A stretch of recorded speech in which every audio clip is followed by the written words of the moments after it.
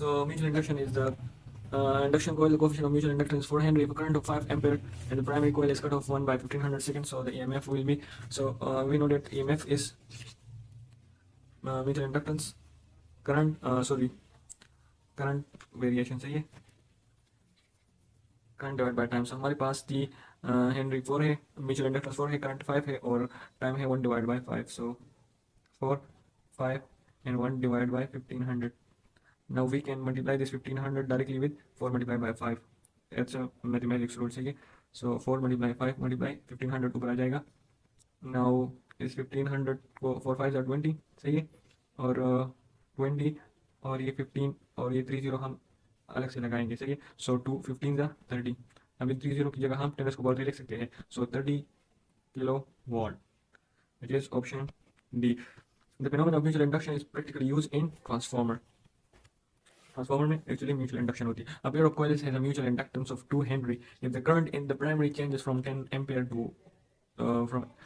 0 in 0.1 second, then the induced EMF in the secondary coil. So अगर 10 से हम 0 minus करें तो क्या आ जाएगा, वो वापस वो 10 आ जाएगा। तो हमारे पास करंट चेंज इन करंट हमारे पास कितनी है, 10 है। Now this time is 0.1 second और हमारे पास म्यूचुअल इंडक्टेंस है 2।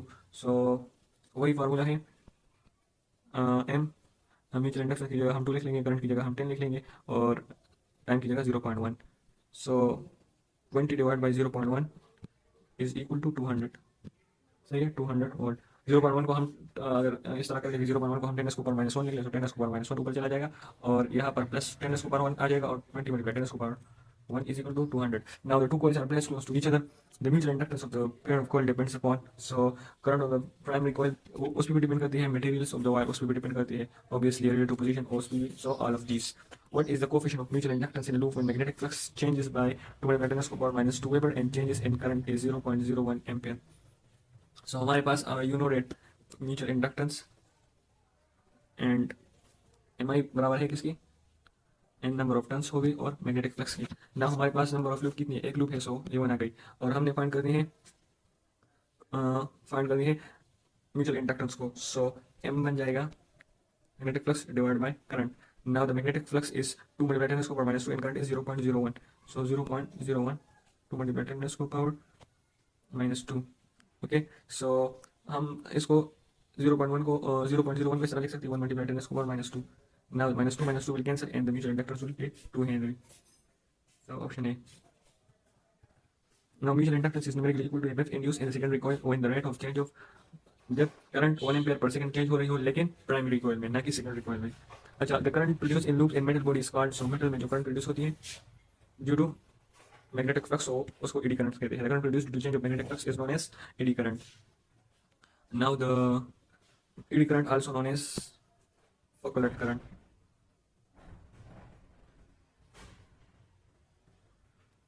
Now is the AC generator. A coil of area 80 centimeters square and a number of turns 50 is rotating about an axis of perpendicular to a magnetic field of 0.05 Tesla at 2000 rotation per minute. The maximum value of EMF it will be. So हमारे पास area है 80 centimetre square. सो 80 को अगर हम senti की जगह 10 को power -2 लिख लेंगे और सेंटीमीटर स्क्वायर है, सो ये 80 मल्टीप्लाई 10 को पावर -4 आ जाएगी सही है। नाउ ए हमारे पास है 80 multiplied 10 to the power -4. The number of turns is 50 and the magnetic field is 0.05. So number of turns 50, magnetic field 0.05, 0.05 को हम 5 multiplied 10 to the power -2 लिख लेंगे। And 200 rotation per minute. So this is angular velocity, which is 2000 rotation. Now 2000 rotation per minute को अगर radian per second में convert करना है, सो हमें पता है कि 1 रोटेशन में कितनी रेडियन है, 2 पाई रेडियन। सो 1 रोटेशन की जगह हम 2 पाई लिख लेंगे और मिनट को सेकंड में कन्वर्ट करने के लिए हमको इसको 60 पे डिवाइड कर लेंगे। नाउ अगर हम 0 0 यहाँ से कैंसिल करें और यहाँ से 2 को 3 के साथ कैंसिल करें, so the final angular velocity will be 200 pi divide by 3। Okay, so हमारे पास ये चारों वैल्यूज आ गई और हमारे पास फार्मूला है EMF इज इक्वल टू नवाब सही है। सो नाउ अगर हम इन 4 वैल्यूज को इसमें पुट कर लें, so we can find EMF 550 5 multiply 10 को power -2। So let put the value. हमारे पास एरिया थी, हमारे पास नंबर ऑफ टर्न थी 50, angular velocity 200 pi divide by 3, area हमारे पास थी 80 मल्टीप्लाई 10 को पावर -4 और क्या रह गई magnetic field. So magnetic field हमारे पास 10⁵ मल्टीप्लाई 10⁻²। सही है। नाउ इस पाई 3 को अपनी जगह पर छोड़ देते हैं और बाकी कैलकुलेशन कर लेते हैं। नाउ इस 2 0 की जगह हम 10⁻² लिख लेंगे। सही है, अपनी आसानी के लिए ये 10⁻² आ गई। इस 1 0 की जगह हम 10⁻1 लिख लेंगे। इस 1 0 की जगह हम 10⁻1 लिख लेंगे। और बाकी हमारे पास रह गई 5, 2, 8 एंड 5। ये जस्ट आपकी आसानी के लिए मैं कैलकुलेशन को इजी बना रहा हूँ। सो 5 2 are 10। सही है, मल्टीप्लाई मल्टीप्लाई हो रही है ना। सो 5 2 are 10 and 8 5 are 40। So 40 multiply 10 will be 400। सही है, 8 5 are 40 एंड 5 2 are 10। सो यहाँ से 10 आ रही है और यहाँ से 40 बन रही है। सो 40 मल्टीप्लाई 10 विल बी 400। नाउ अब इस इन चीज़ों को देख ले। 10⁻² +1 +2 +1, ये -4 और ये -6। नाउ 10⁻² -6 हो जाएगी, यहाँ पर +2 +1 +1। सो ये +4 बन जाएगी। सही है। नाउ हम 400 को इस तरह लिख सकते हैं, 4 मल्टीप्लाई 10⁻²। और इससे क्या आ जाएगा, 10⁻²। सो 10⁻² और +2 कैंसिल हो जाएगा। सो the final EMF will be 4। सही है। अब हमारे पास क्या चीज़ रह गई थी, π/3। So the final EMF is 4π/3 which is 4π/3 volt. Option C. 62. A 10-turn conducting loop spins at 60 revolution per second in a magnetic field of 0.5 Tesla. The maximum EMF generated is. So हमारे पास वही वही formula है और वही, लेकिन just value change है। So number of turns is 50 और हमारे पास मैग्नेटिक फील्ड वही 0.5 टेस्ला है और 60 revolution per second. So angular velocity 60 revolution per second. So revolution की जगह हम क्या लिखेंगे, वन रिवोल्यूशन में कितनी रेडियन है, 2 पाई। सो 2 पाई और सेकंड वही सेकंड है। So 60 multiply 2 will be 120 pi radian per second हमारे पास angular velocity radian per second में कन्वर्ट हो गई। Now the magnetic field was 0.5 tesla. So 0.5 की जगह हम 5 मल्टीप्लाई 10⁻⁻1 टेस्ला लिख लेंगे। नाउ द फार्मूला इज नवाब। सही है, EMF इज इक्वल टू नवाब। Now the number of turns are 50। The angular velocity is 120 pi. सही है। एंड एरिया हमारे पास किसके बराबर है पाई आर स्क्वायर के। And magnetic field is 5 multiply 10⁻⁻1। अच्छा, सो नाउ इस 0 की जगह हम एक 10⁻+1 लिख सकते हैं। सही है, लिख सकते हैं ना। सो 10⁻+1 एंड 10⁻⁻1 कैंसिल। नाउ हमारे पास रह गई 5, ये 5 और ये 20। नंबर ऑफ टेंस हमारे पास है, अच्छा नंबर ऑफ टेंस हमारे पास 10 थी यार, 50 नहीं है।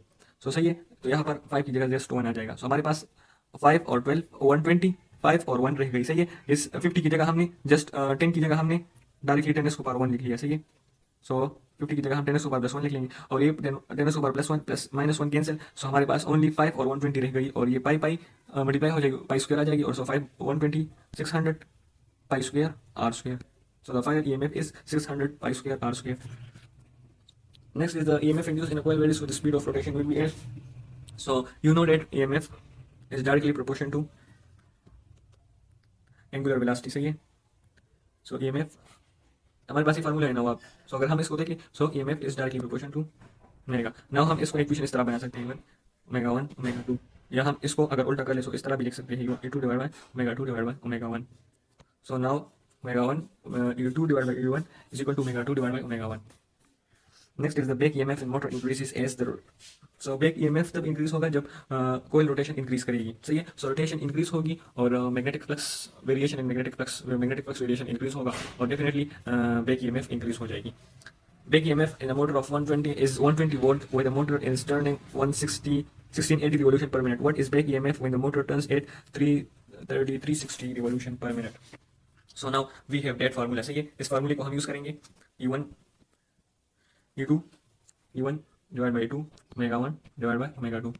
सही है। नाउ हमारे पास बैक EMF थी, let's say this is back EMF 1 और हमारे पास बैक EMF 2 हमने फाइंड करनी है। सो हमारे पास इसकी जगह हम 120 लिख लेते हैं और ये E2 आ गई। Now the omega 1 is 1680 and the other is 1680 and 3360। Am I right? Yes. So E2 को जस्ट फाइंड करने के लिए हम इसको उल्टा कर लेंगे, 336 ऊपर आ जाएगा, 1680 इधर आ जाएगा और ये 120 भी इधर आ जाएगा। सिंपली 120 को हम इसके साथ मल्टीप्लाई करेंगे, ये कैंसिल हो जाएगी। सो नाउ इफ अगर आपको कैलकुलेशन करनी है इसकी, आपके पास कैलकुलेटर नहीं है, so the thing is easy thing is कि आप ये 0 कैंसिल कर लें। ये 1680 है। अच्छा, तो हम इसको सिंपल फार्मूले पे करते हैं। सही है। 6 A2 पे हो सकता है, 6 फार्मूले पे हो सकता है। अगर हम हाँ ए बन जाएगा 6 2 12, सही है, और ये कैंसिल हो जाएगा, 6 2 12 और 4 इधर आ जाएगा, सो 6 8 48, 28 नीचे रह गई, सो 2 1 2, 14 इधर आ गई, सही है। अब हम 7 की फार्मूले को यूज़ करेंगे, सो 7 2 14, और अगर हम 7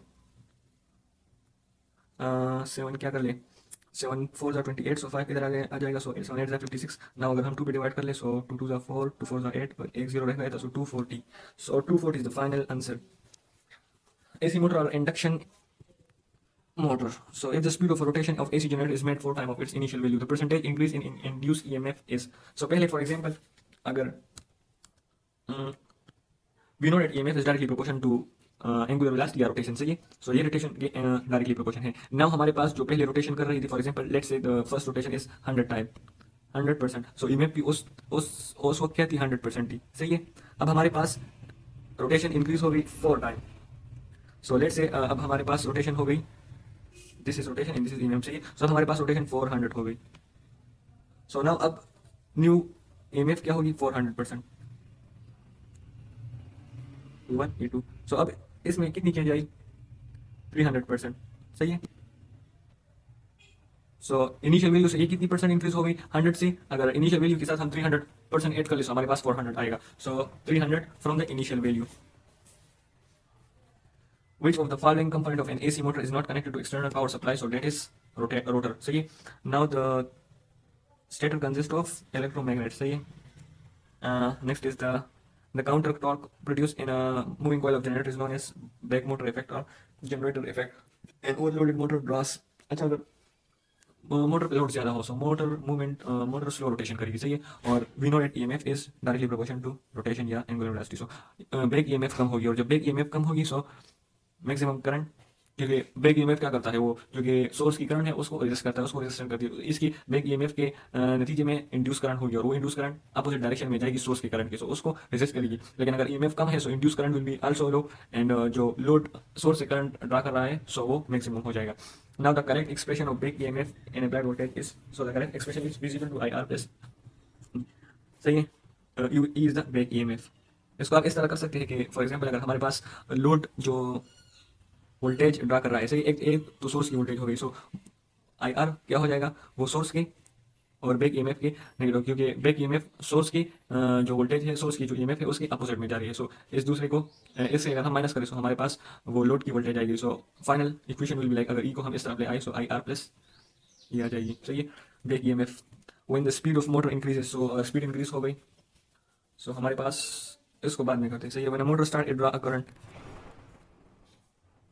सो अगर मोटर इनिशियल स्टेज में हो तो वो इतनी रोटेशन नहीं कर रही होती है, सही है, स्टार्टिंग में, और उसकी इतनी स्पीड नहीं होती, सो उस दौरान बैक ईएमएफ भी इतनी नहीं होती, और वही कि ये हाई करंट ड्रा करेगी सोर्स से, क्योंकि बैक ईएमएफ नहीं है और इंड्यूस करंट नहीं है इसको अपोज करने के लिए, so high current will be drawn. Which of the following is a transformer equation? So transformer की ये भी इक्वेशन है, ये भी इक्वेशन है, और ये भी इक्वेशन है, so all of the above. Step up transformer has transformation ratio of 3:2। What is the voltage secondary if the voltage in the primary is, so हमारे पास फार्मूला ट्रांसफार्मर का क्या है, voltage of source divided by voltage in number of turns in source divided by number of turns in, so हमारे पास ये ratio क्या थी, 3:2, और सोर्स की वोल्टेज हमने फाइंड करनी है, प्राइमरी वोल्टेज हमारे पास कितनी थी, 30 वोल्ट।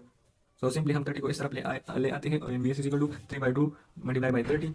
अब 2 और 30 को कैंसिल करें, so 315 30, and 3 multiply 15 will be 45 volt. So option A, a transformer changes 12 volt to 1800 volt, and there are 6000 turns in a secondary coil. The number of turns in primary coil will be, so same यही formula है। now हमने number of turns find करनी है, so VS divided by VB is equal to NS divided by NP। number of turns in primary coil find करनी है, so क्या करेंगे, number of turns NP ऊपर ले जाएंगे, और NS नीचे आ जाएगा, इस तरफ VP ऊपर चला जाएगा, और NS नीचे आ जाएगा, सही है। VS नीचे आ जाएगा। नाउ NS को हम इस तरफ ले आएंगे, so the final NP is equal to voltage in primary voltage हमारे पास कितनी थी, 12 वोल्ट, सही है, और सेकेंडरी में कितनी थी, 1800, और टर्न्स हमारे पास थी 6000। सो नाउ ये 20 कैंसल, 6 2 12, 6 3 18, सही है, और 3 डिवाइड बाई 60, तो 3 डिवाइड बाई 60 20 हो जाएगा, और 2 मल्टीप्लाई 20 विल बी 40। सो हमारे पास number of turns are 40। And transformer the number of turns in a primary coil are 140 and that in secondary coil are 280. If the current in the primary coil is 4 ampere, then the current in the secondary coil is. So the formula is same, बस लेकिन same नहीं है, लेकिन उल्टा है formula इसका.